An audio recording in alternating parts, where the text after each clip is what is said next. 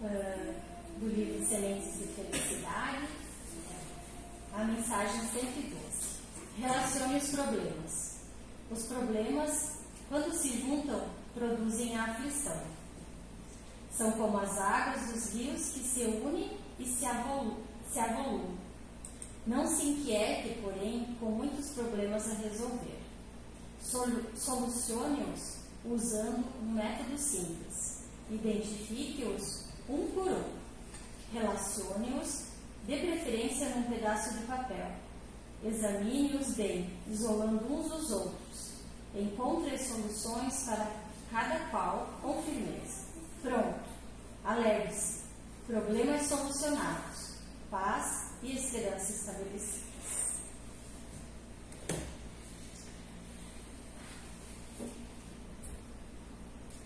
Serenando os nossos corações nesta casa de orações, nesta casa onde reunimos com os Espíritos, onde viemos buscar sementes de esperança, aconchego, acalanto para as nossas dores, para os nossos problemas.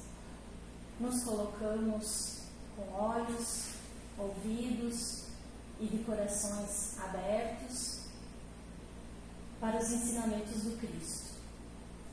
Que Deus, nosso Pai, permita que possamos sair hoje daqui melhores do que entramos, que possamos levar para os nossos lares, para os nossos familiares, para os nossos amigos, colegas de trabalho, palavras de esperança, palavras de amor, conforme Jesus nos ensinou.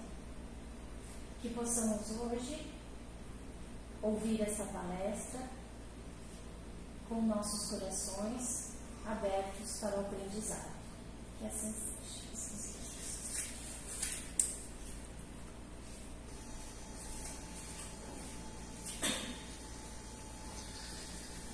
Para a noite de hoje, nós temos do livro No Limiar do Infinito, Joana de Ângeles, por Divaldo Franco, no capítulo 15, na página 117, nós temos uma importante lição a respeito da sobrevivência da alma e do intercâmbio entre os espíritos. O intercâmbio com os espíritos é uma concessão divina de Deus em nosso benefício, para que possamos adquirir força e coragem para prosseguir a vida, mas olhando para o futuro, pois sempre existiram seres espirituais interferindo e guiando a nós, humanos. A possibilidade de nós nos comunicarmos com aqueles que não estão mais encarnados é uma concessão divina. Deus permite que todos os espíritos se comuniquem entre si. Tanto os espíritos que estão fora da matéria, como os espíritos que estão vivendo no corpo. Kardec faz uma divisão, quando ele chama de espíritos, são aqueles que estão desencarnados. E quando ele chama de alma, somos nós que vivemos no corpo físico. E essa concessão divina, essa possibilidade em nos comunicarmos, é um benefício. Assim nós possamos adquirir força e coragem, nós possamos entender que existe uma realidade espiritual e que possamos entender que o fato de estarmos encarnados, vivenciando as nossas dificuldades e as nossas vicissitudes, são um pequeno estágio de aperfeiçoamento que todos nós podemos realizar. Quando encarnamos, vivenciamos as realidades do corpo físico, as realidades da matéria, os cenários da matéria, e isso nos auxilia a desenvolver aqueles mecanismos íntimos e psicológicos que precisamos para que coloquemos em nós aquelas realidades que o Cristo veio orientar e exemplificar. E os seres que não estão mais aqui, e todos nós tivemos indivíduos, pessoas, familiares nossos, que já estiveram aqui na Terra conosco e hoje não estão mais. já partiram do corpo. Esses indivíduos, que são os nossos queridos, são os espíritos que nos antecederam na grande romagem. Eles continuam nos amando, eles continuam lembrando de nós, eles sentem saudades. E a forma de se matar essa saudade e de se olhar para o futuro e prosseguir na vida de encarnado com coragem, se esforçando para prosseguir, é porque nós temos a capacidade de reencontrar esses nossos entes queridos, conversar com eles e receber deles as orientações e as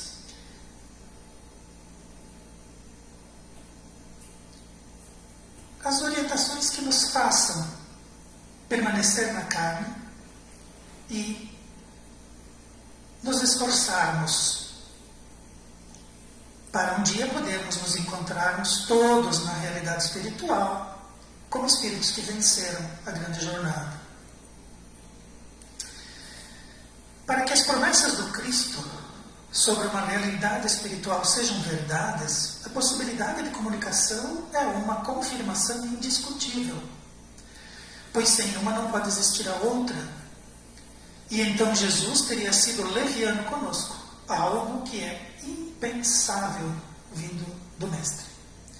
Então o Cristo disse que havia uma realidade espiritual. O Cristo disse que nós precisamos nos esforçar e precisamos merecer entrar nessa realidade espiritual. O Cristo disse que, falando em parábolas, era uma porta estreita. Uma porta é aquilo que separa dois ambientes, dois lugares, duas realidades. Então, se o Cristo disse que isso existe, quem somos nós para duvidar? E o Cristo, depois que não estava mais junto com os seus apóstolos, o Cristo, depois que foi crucificado e desencarnou, morreu e foi enterrado, ele volta. E ele fica 50 dias com os seus apóstolos. Ele consola os apóstolos, ele caminha com os apóstolos, ele esteve diversas vezes com os apóstolos. Ele fala com um deles e diz assim: vem, põe o dedo aqui. Você não acredita? Põe o dedo aqui. Mas feliz é aquele que acredita sem ver. Então, se o Cristo fez isso, e se Ele disse que nós somos como Ele nos chama de irmãos, e se nós somos como Ele, se temos a possibilidade de ser como Ele, e muito mais, foi essa a frase que Ele disse: vocês farão tudo o que eu faço e muito mais. Então, a realidade espiritual é para nós. E a comunicação entre aqueles que ficam e aqueles que partem também é para nós. O Cristo não é leviano. O Cristo exemplificou, disse e mostrou. Esse é o nosso mestre. Então a realidade espiritual existe e a comunicação com essa realidade também é possível. Os eventos denominados nascimento e morte possuem significação completamente diversa quando analisados a partir do corpo e a partir do espírito, pois para o espírito significam meras etapas de aprendizagem que se abrem e se fecham com finalidades definidas. Então aquilo que nós encontramos em uma encarnação, o período que vai entre nós nascermos e entre o nosso desencarne, quando nós analisamos sobre dois aspectos distintos, nós também compreendemos que são distintos. Se nós olharmos uma encarnação pelos olhos da matéria, nós nascemos em dificuldades, nós nos movimentamos em dificuldades, nós desencarnamos e o nosso corpo se desagrega. E isso tem uma finalidade, mas nós estamos analisando pela finalidade da matéria. Mas, se nós observássemos o mesmo período e fizéssemos um esforço para examinar pelos olhos do Espírito, que somos. Nascer e desencarnar são etapas. Mas etapas com finalidades definidas em aprendizagem. Nascemos para aprender, nos desenvolvemos para aprender, envelhecemos para aprender, desencarnamos, porque já finalizamos aquela etapa. Então, se nós olharmos pelos olhos da matéria, o nosso horizonte é muito estreito. Se olharmos pelos olhos do Espírito, vencemos apenas uma tarefa. A finalidade daquela encarnação foi concluída e o Espírito se liberta, pronto para novas etapas e novos aprendizados. Nosso princípio espiritual já dormiu no mineral, sonhou no vegetal, sentiu no animal e evoluiu para o hominal, onde pensa, decide e ama, a fim de cumprir a jornada até Deus, onde todos fruiremos a real felicidade. Então, o princípio espiritual, nós já não somos mais princípios espirituais, nós somos espíritos, nós temos livre-arbítrio, nós temos a razão. Nós já evoluímos, mas existem princípios espirituais que ainda estão se desenvolvendo. Sabemos pela orientação dos mentores que quando a fumaça e as cinzas incandescentes foram separadas das estrelas para formar o nosso planeta, Deus, na sua infinita misericórdia, semeou aquelas paragens com os princípios inteligentes, os princípios espirituais. E esses princípios aguardaram o momento onde a Terra seria então o ninho que receberia esses princípios inteligentes que se desenvolveriam e então começariam a sua romagem como espíritos que viriam a coroar como filhos de Deus no determinado momento em que nós alcancemos e superemos todas as etapas dos espíritos e cheguemos à condição de espíritos puros, como é o Cristo, o nosso mestre e o nosso guia. Em todas essas etapas, nós estávamos sendo acompanhados, a princípio, por Jesus. Se Ele estava ali desde a formação do nosso planeta, quando Deus semeia os pródromos espirituais, Ele nos acompanha desde lá. Ele nos acalenta desde lá.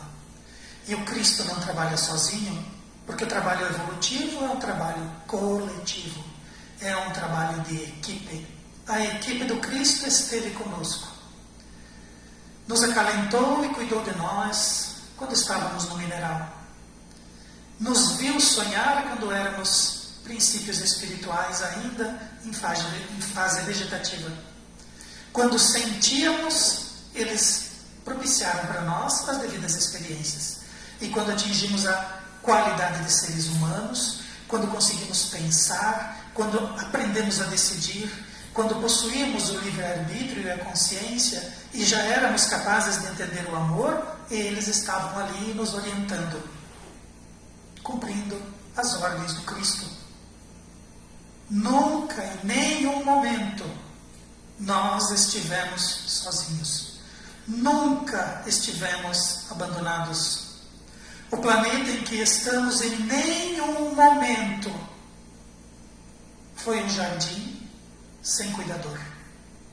Nós somos espíritos, agora nesse momento almas, mas há alguém zelando por nós. Existem os mentores espirituais, existem os espíritos amigos, existem a nossa família espiritual, existem os nossos entes queridos. E existem também os nossos inimigos. Os nossos inimigos jamais nos abandonam. Aqueles que se arvoram contra nós, que nos veem como inimigos também, que muitas vezes dizem que precisam se vingar de nós porque nós não fomos bons com eles, também nos acompanham. Então não estamos sozinhos definitivamente. Estamos rumando para Deus, e Deus é a fonte da real felicidade que podemos aspirar. O caminho, simplesmente, é a trajetória que vamos desenvolvendo, vamos nos interrelacionando. Esse encadeamento automático se depara com o esforço do próprio ser. Joana de Ângeles deixa isso muito claro. Esforço. Como que nós caminhamos? Com esforço. Como que nós evoluímos? Com esforço. Como que nós nos superamos? Com esforço. Nós precisamos nos esforçar. Faz parte da trajetória humana carregar o próprio corpo, sofrer as próprias dores, se deslindar das tarefas. É isso que nos dá gosto ao fim da caminhada. Nós merecemos. Nós nos esforçamos, nós alcançamos. É nosso. Ninguém nos toma. O esforço do próprio ser, que deve se deslindar dentro das soberanas leis, nas linhas do livre-arbítrio, que estabelece as opções de conquista ou prejuízo, até que o progresso se imponha para que aconteça o crescimento. Então existem leis soberanas que regem o macro e regem o micro. E existe o livre-arbítrio, então nós podemos ir a favor da lei, das leis divinas, ou nós podemos ir ao arrepio da lei, contra as energias que nos orientam. E quando fazemos isso, estabelecemos para nós mesmos. E nós, quando estamos indo contra as leis divinas, quando nós estamos indo ao arrepio das leis divinas, não pensem que nós não nos esforçamos. Nós estamos fazendo esforço sim, mas estamos fazendo um esforço equivocado. Nós estamos fazendo um esforço olhando as coisas pelos olhos da matéria, pelos olhos do corpo. E então imaginamos que estamos fazendo um esforço justo, quando na verdade não o é. Estamos indo contra, utilizando o nosso livre-arbítrio para ir contra as soberanas leis.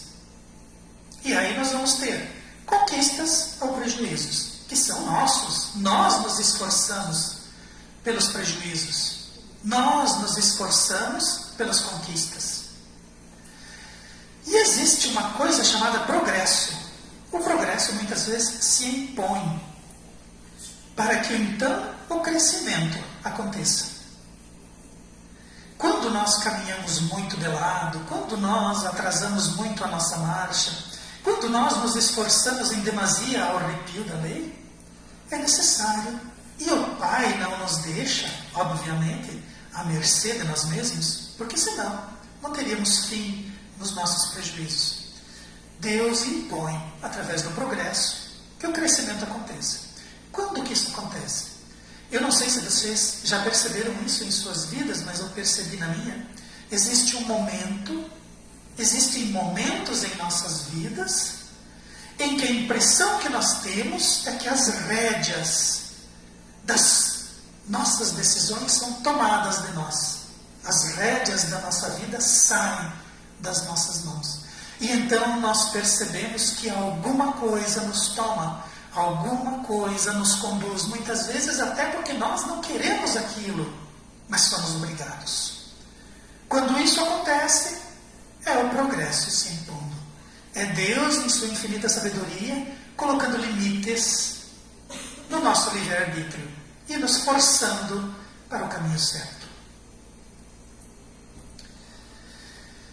Para a eternidade, uma encarnação é tempo diminuto, e assim deve ser entendida em decorrência da indestrutibilidade do espírito, que não se consome na sepultura, mas que essa transforma completamente o corpo que lhe serviu de manifestação exterior.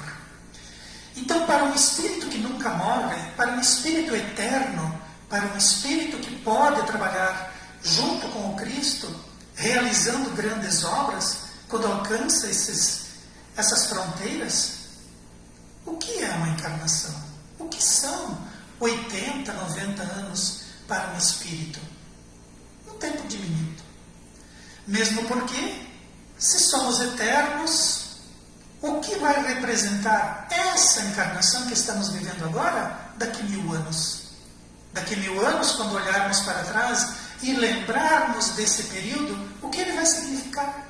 Se não um bom aprendizado, se não uma boa caminhada, se não um tempo bom que nós passamos na Terra. Difícil, por certo, mas bom. Nós aprendemos, nós evoluímos, nós nos esforçamos. Errado às vezes, mas nos esforçamos e evoluímos. E daqui 1000 anos somos espíritos melhores, espíritos evoluídos, espíritos indestrutíveis. E daí então, este corpo que foi consumido pelas energias em decomposição, simplesmente uma manifestação exterior. Precisávamos de um corpo para estar aqui, precisávamos de um corpo para nos relacionar. E ele fez isso, ele serviu. E no devido tempo, ele se desjuntou, ele se desmaterializou. E o espírito foi usufruir da liberdade daqueles que vivem e se esforçam e evoluem. Nossos antepassados primitivos sabiam intuitivamente que o espírito sobrevivia ao fim do corpo. E seguia falando com eles, e se comunicando por meio de movimentos da alma, sem jamais se sentir solitário, recebendo sua assistência carinhosa que inspirava e socorria. Os arqueólogos, os pesquisadores do passado, eles muitas vezes encontram em cavernas sepultamentos. Encontram roupas, tecidos, joias, encontram armas, encontram comida, encontram inclusive animais de estimação. Podemos divisar daí que esses antepassados primitivos de todos os seres humanos, 2, 3, 4 mil anos atrás, intuitivamente sabiam que aquele indivíduo que tinha morrido, na verdade, continuava vivendo na forma de um espírito.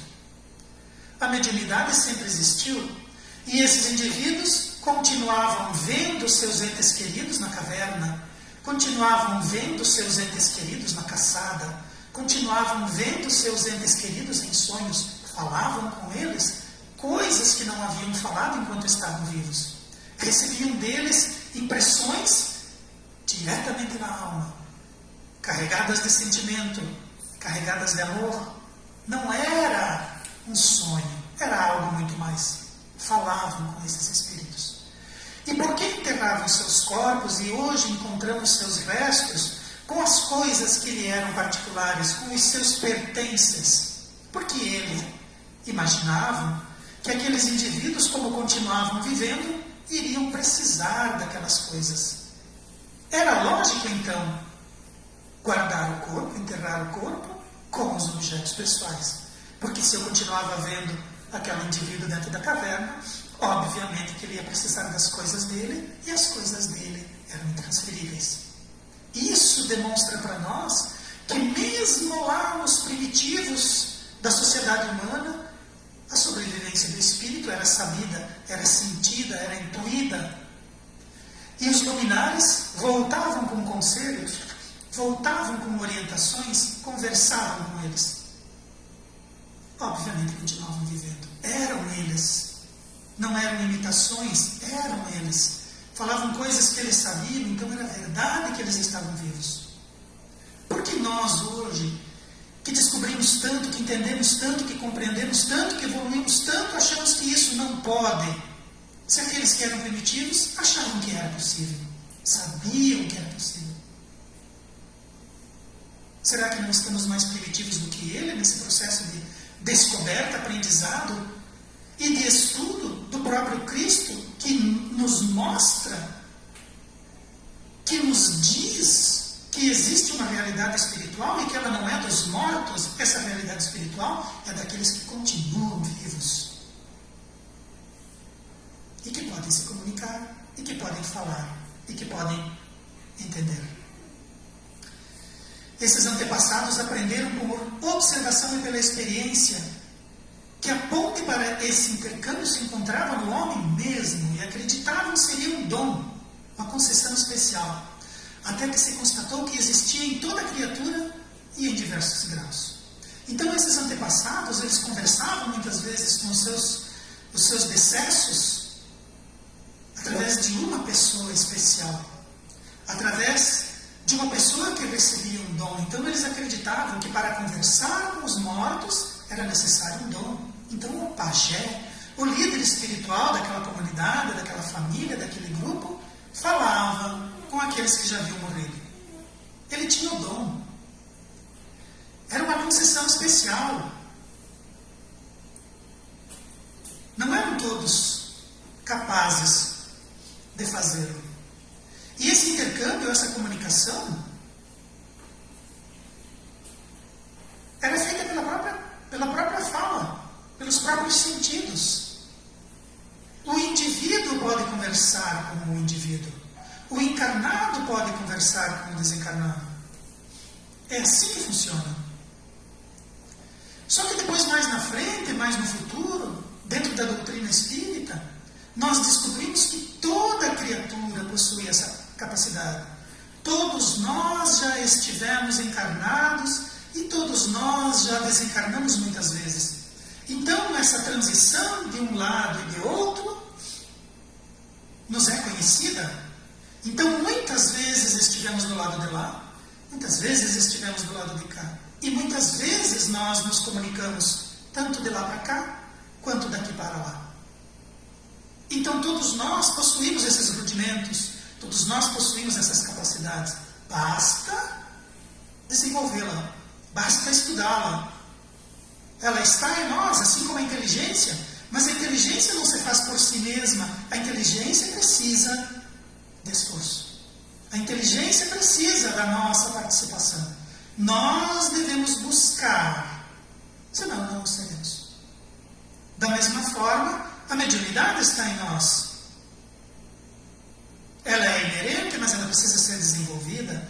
Ela é inerente em nós, nós a carregamos e possuímos esses rudimentos, mas devemos desenvolvê-la, devemos compreendê-la, devemos estudá-la, devemos nos esforçar.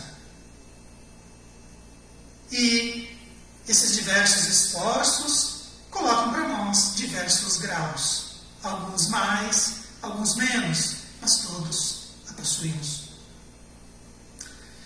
Comprovou-se então que a concentração, a oração e a meditação são meio eficazes de se abrir essas portas da comunicação com os espíritos, documentando em cada um de nós a sobrevivência da alma, a validade das aquisições morais e a realidade espiritual.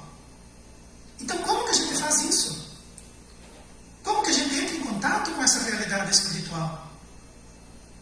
Todos nós sabemos orar. E quando nós elevamos o nosso pensamento em oração, nos dirigindo a Deus, nos dirigindo a Jesus, esses dois em especial são espíritos muito importantes. Vivem a realidade espiritual como a sua própria realidade. Se nos elevarmos em oração, se a nossa oração for sincera, se a nossa oração for comprometida com a verdadeira comunicação, ela o será. Quando nós nos concentramos em um estudo, em um livro, em uma palestra, estamos elevando o nosso pensamento, provocando em nós mesmos estados alterados de consciência. Não estamos mais na realidade material. Nos concentramos e nos colocamos em uma realidade alternativa. Uma realidade onde as portas da comunicação com o bem, com o belo e com o justo se fazem. E quando nós meditamos, quando nós elevamos o nosso pensamento nas solidões dos nossos travesseiros ou dos nossos sofás, distantes das nossas mídias sociais e das nossas mídias televisivas, elevando o nosso pensamento e fechando momentaneamente os nossos olhos em uma pequena meditação, buscando inspiração, buscando descansar o espírito das impressões materiais que o cercam, nós abrimos Nesse momento, os nossos mentores nos inspiram e falam conosco. Nesse momento, os espíritos familiares se aproximam e nos dão bons conselhos.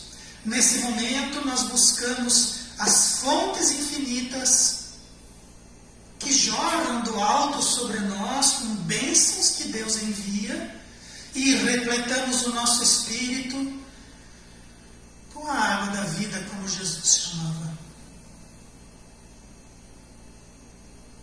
Poucos instantes, mas que fazem uma diferença no nosso dia, fazem muita diferença no nosso espírito. E novamente nos colocam nos trilhos para que nos esforcemos.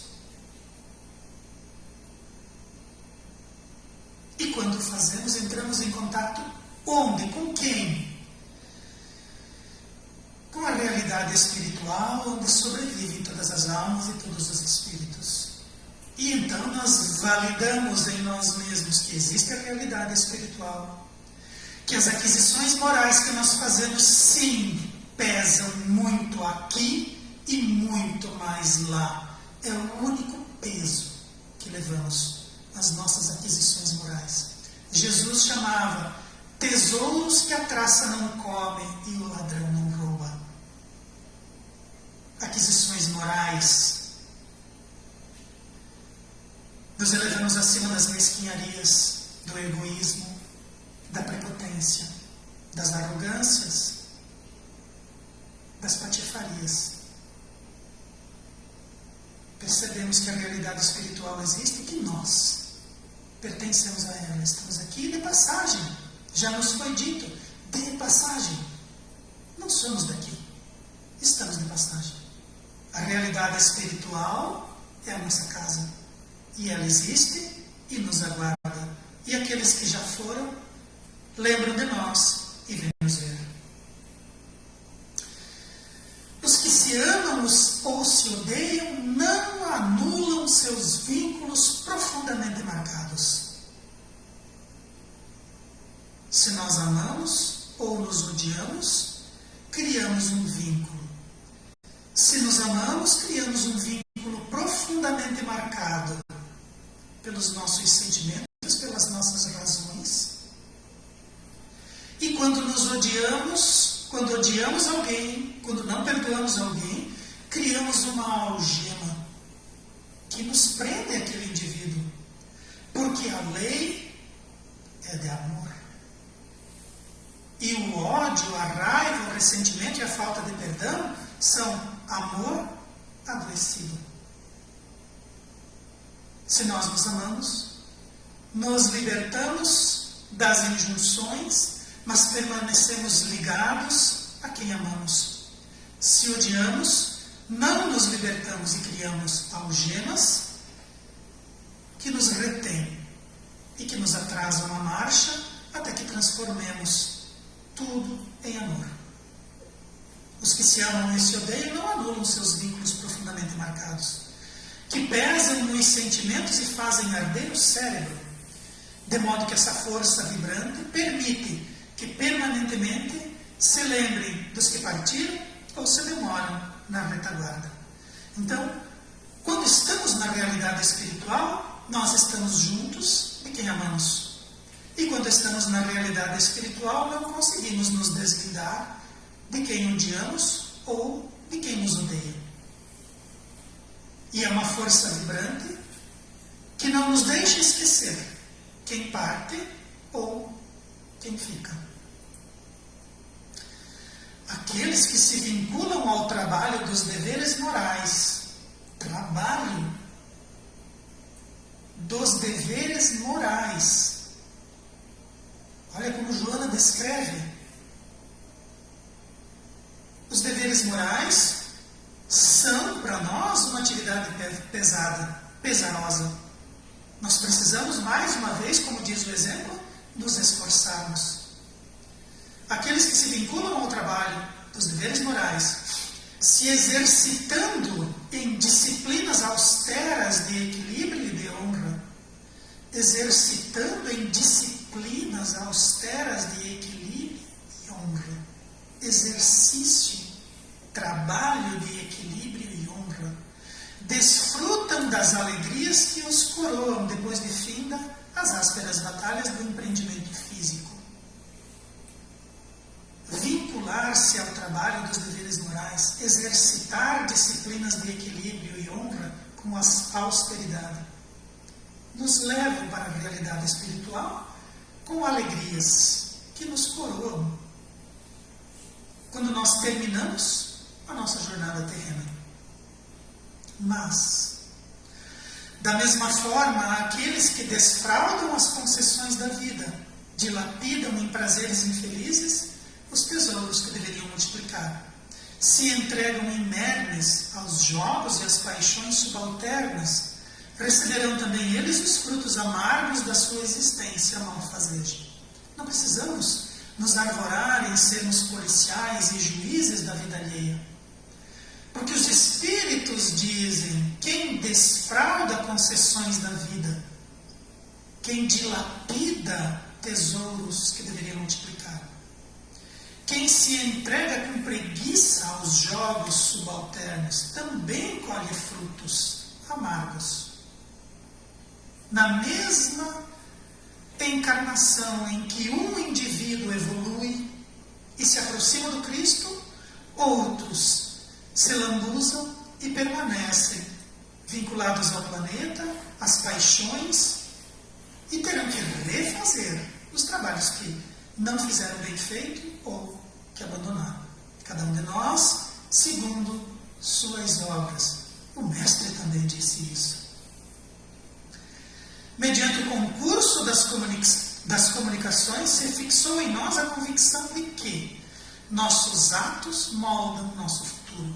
A vida física é breve e os valores morais estabelecem diretrizes de felicidade ou desgraça que nos surpreenderão quando estivermos libertos do corpo. Então, através da comunicação com os Espíritos,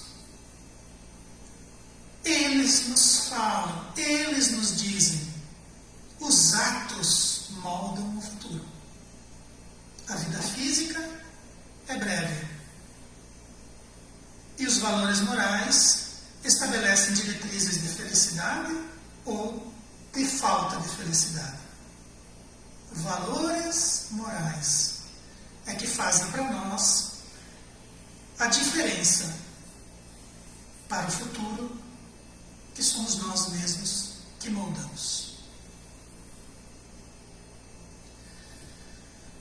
A comunicação com os Espíritos trouxe para nós essas informações. A doutrina espírita deslinda isso de forma soberba, e nós já temos compreensão e saber suficiente para alcançá-lo.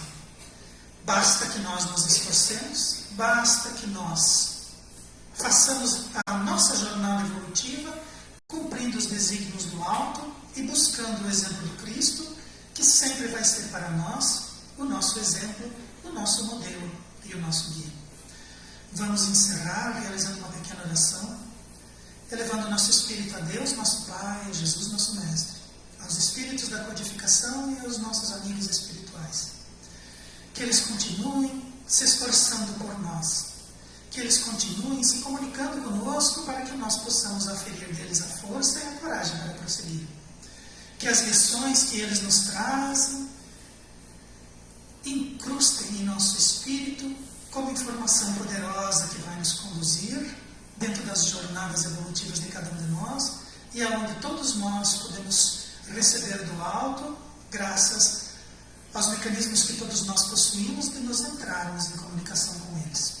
Que Jesus seja a luz do nosso horizonte e que Ele ilumine o caminho onde iremos colocar os pés. Que assim seja.